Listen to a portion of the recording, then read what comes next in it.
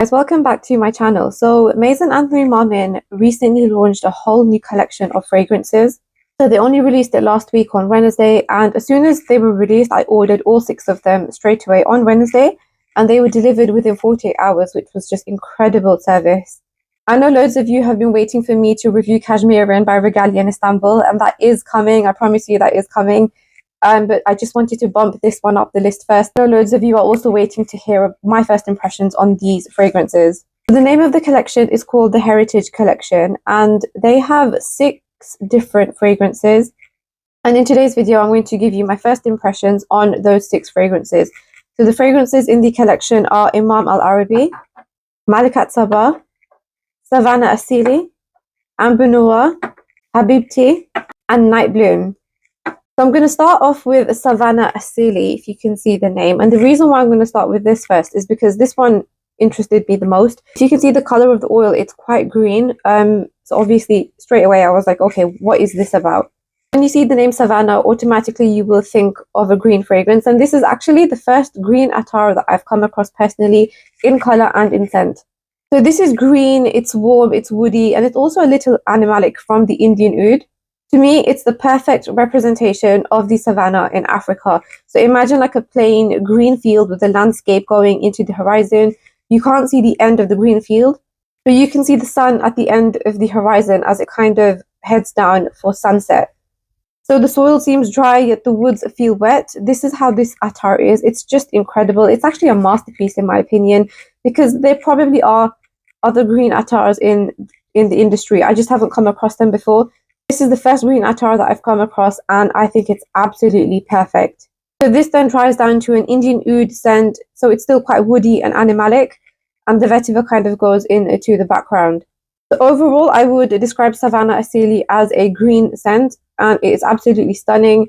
It's Indian oud, it's vetiver, it's warm, and it's a little animalic as well. So that one is Savannah Asili.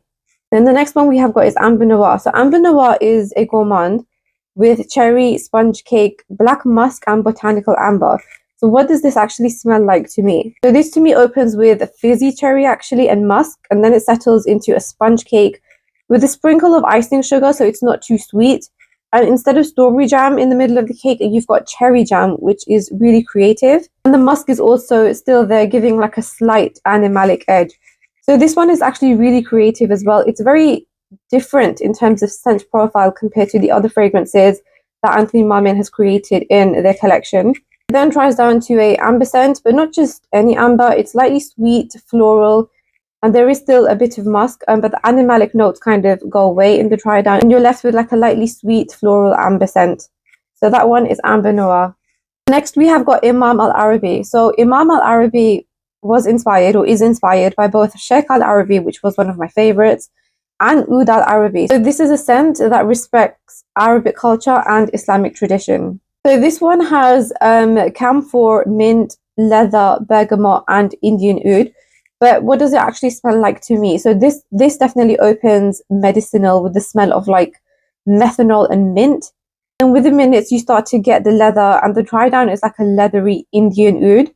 The dry down of this is different to Savannah Asili. So if you notice, Savannah Asili also has Indian oud in the dry down. Savannah Asili is more like a vetiver Indian oud dry down, whereas this one, Immal Arab, is more like a leather Indian oud dry down. So they are very different. So don't think when you read the notes that there'll be some similarities, because there really isn't. They are different fragrances. And Immal Arab, I would describe it as the leather fragrance from the collection. Then next we have got Habibi. So Habibi, this one seems like an elegant floral with floral bouquet, Indian rose, neroli, and sweet amber. So when I tried it, it really is sweet and elegant and soft and feminine at the same time. So it opens sweet and floral with neroli, giving it some freshness. The most dominant floral in this is rose, but I also get some jasmine vibes in the background in the opening. So this is the perfect floral oil fragrance for summer. It's not too strong, and those fresh notes kind of make it perfect for the sunny weather. It then dries down to a rose amber scent, but again, it's different to Amber Noir, because Amber Noir has a dry down with muskiness and sweetness as well, whereas this doesn't. The dry down of Habibi is more a rose amber scent. So again, that's another difference between the 2 fragrances. So don't think they're the same in the dry down, they are different. The next we have got Night Bloom. So Night Bloom is another really interesting one with jasmine, strawberry, citrus, and white sandalwood.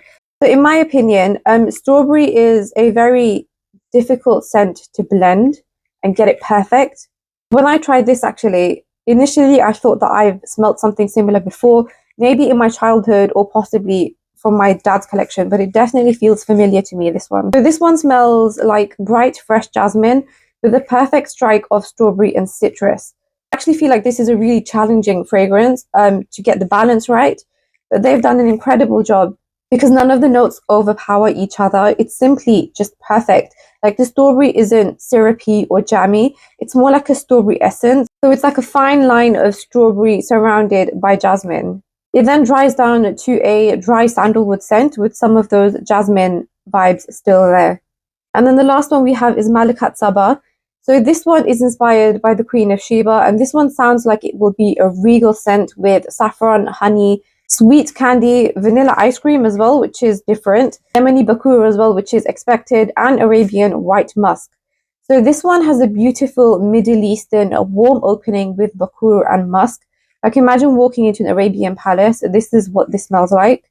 Again, this one also made me feel nostalgic. I don't know why, but subconsciously there must be like a memory attached and I just can't remember.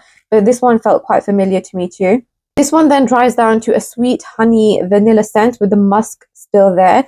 I wouldn't call it lactonic because of the ice cream. In fact, the ice cream is quite light, but I do feel the saffron is there from start to finish, giving it a sense of like warmness.